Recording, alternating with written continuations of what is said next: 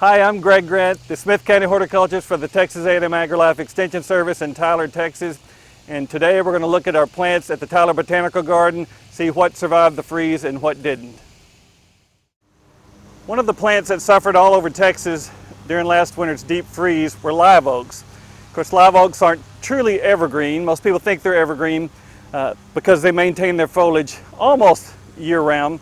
Typically what live oaks do is drop the old foliage when the new foliage comes out in the spring.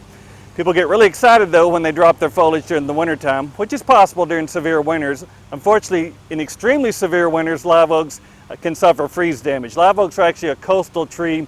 Its genetics have them evolving along the Gulf Coast where you don't typically have freeze. As a matter of fact, any evergreen tree with broad foliage generally tells you it didn't come from a cold climate that had freezing temperatures and ice.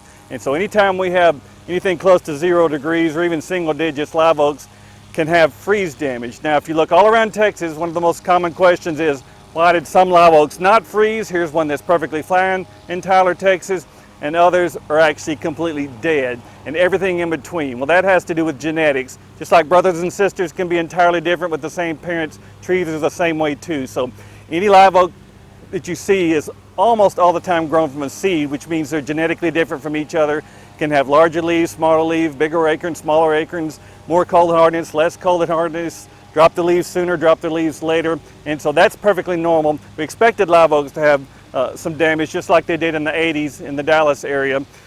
Now, the question is, what do I do with a live oak that's partially alive and one that's completely dead? And obviously, if it's completely green, you're going to leave it alone. If it's mostly dead, you're going to cut it down. If it's completely dead, you're going to have to cut it down. And you're just going to have to make a judgment call. If it's 50% dead, 75% dead, it's hard to grow a live oak tree back from a stump. So let's take a look at one that's probably a lost cause. Here's one example of what would be a common situation across Texas right now.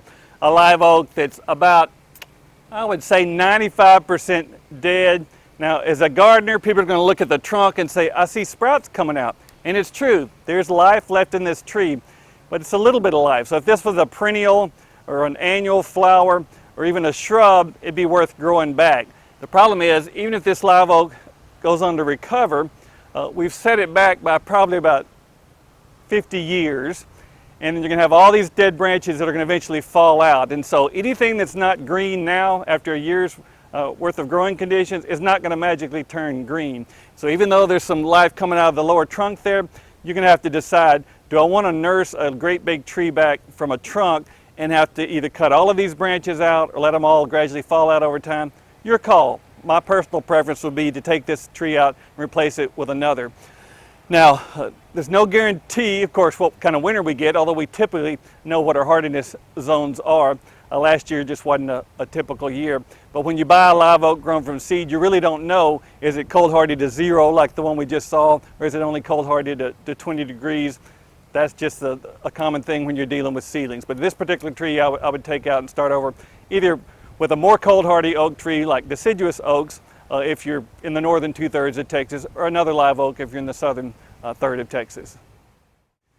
Typically, we would think that deciduous plants, those that drop their leaves during the wintertime, would be more cold hardy than evergreen plants because they mostly evolved with colder winters, and it's not worth the effort to try to maintain a leaf all winter long in a northern climate where you have cold and ice. And so it's perfectly understandable that you might have freeze damage on broadleaf evergreens like live oaks and magnolias.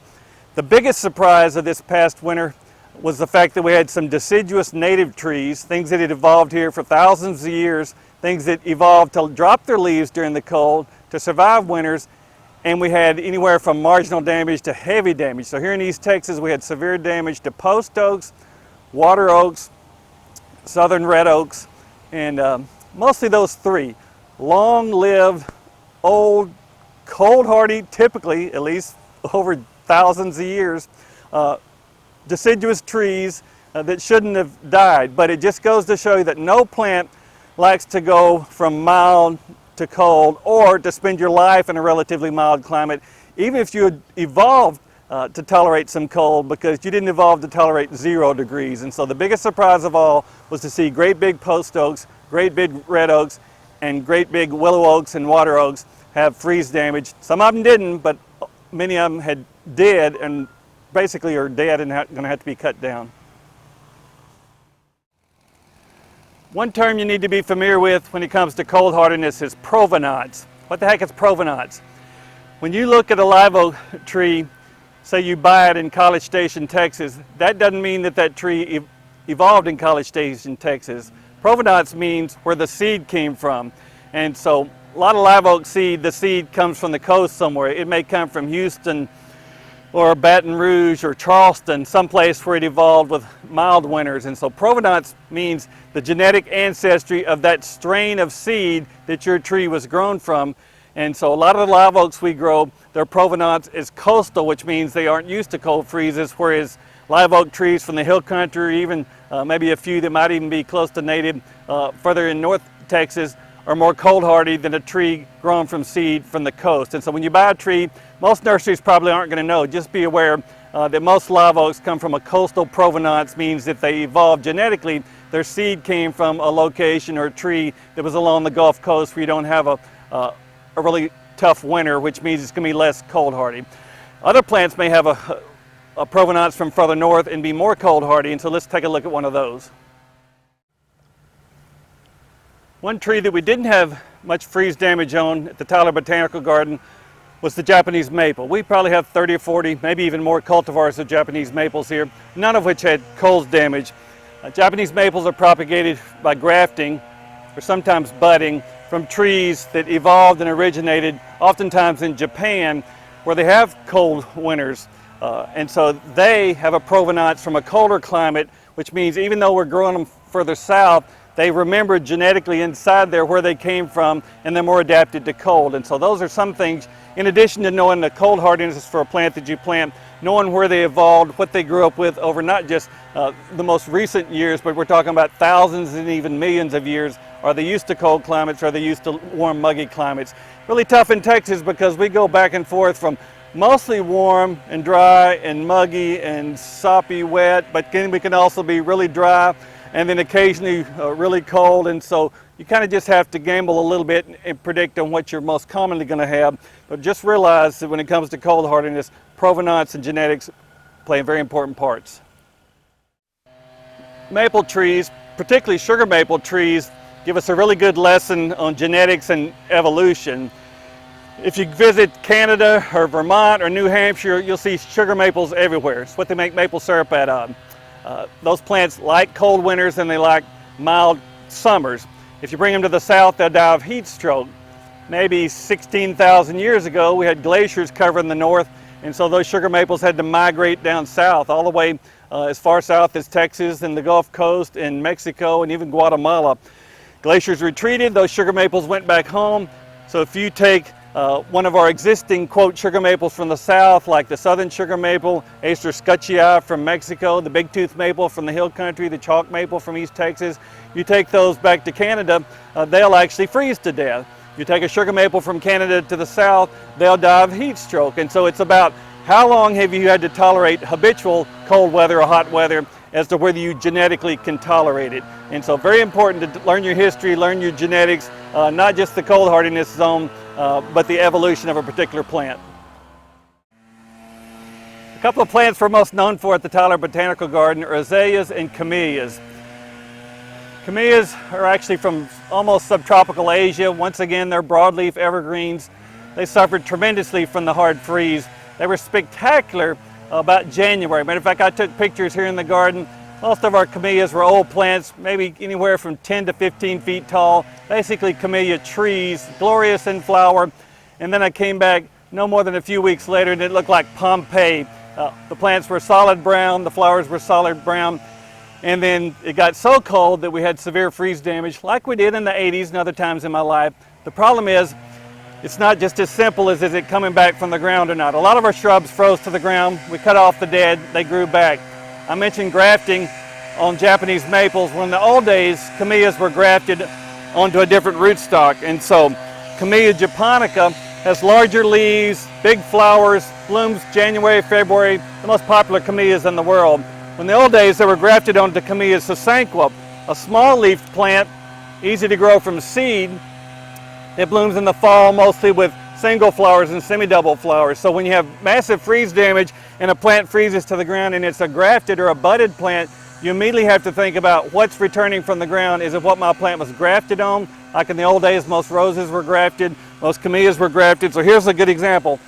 What used to be a 10, 12 foot tall spectacular Camellia japonica now is about a 2.5 feet tall Camellia japonica, big dead stumps, and lots of growth of Camellia sasanqua. So this is the rootstock. This is not what we want. This has little bitty flowers in the fall. This is what we want, which means all of this has to be pruned away. And so this is actually no good.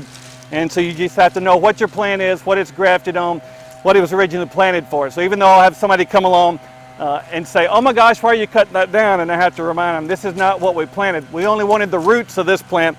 This is the plant that we want to grow back, which means a lot of work, whittling and carving and shaping to revive your plant. And so be aware what rootstock a grafted or a budded plant may be grown on.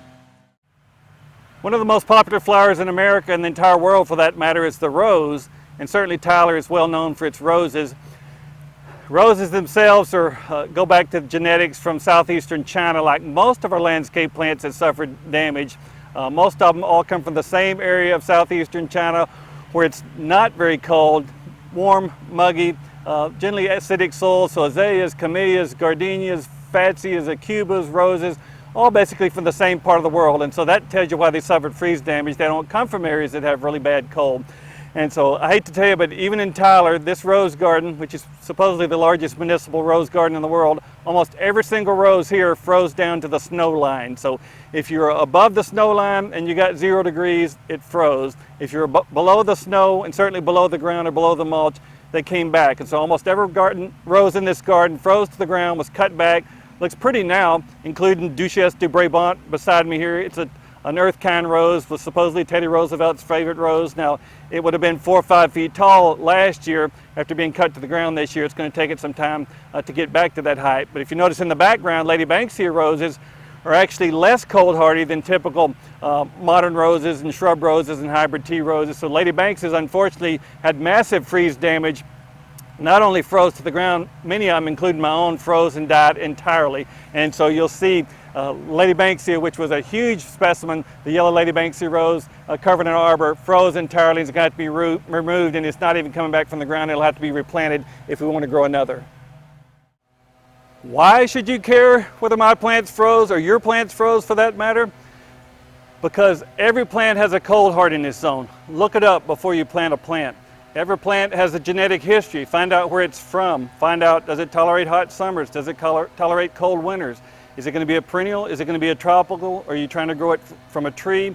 Is it grafted? Is there going to be a different rootstock than there is a scion on there? Also, if you can, and you know the nurseryman or you're propagating something yourself, know about provenance. Know where the seed came from. If it came from East Texas and you're planting it in Dallas, Austin, and San Antonio, it's probably not going to like alkaline soils. If it's a seed you picked up from a native plant along the Gulf Coast and you live in North Texas, it's probably not going to survive the winters there. If you bring home a sugar maple from Canada, it's not going to survive in Texas. And so know your plants, know their history, and know their cold hardiness. And hopefully next time a big freeze or a big drought or a heat wave comes along, we'll have some survivors.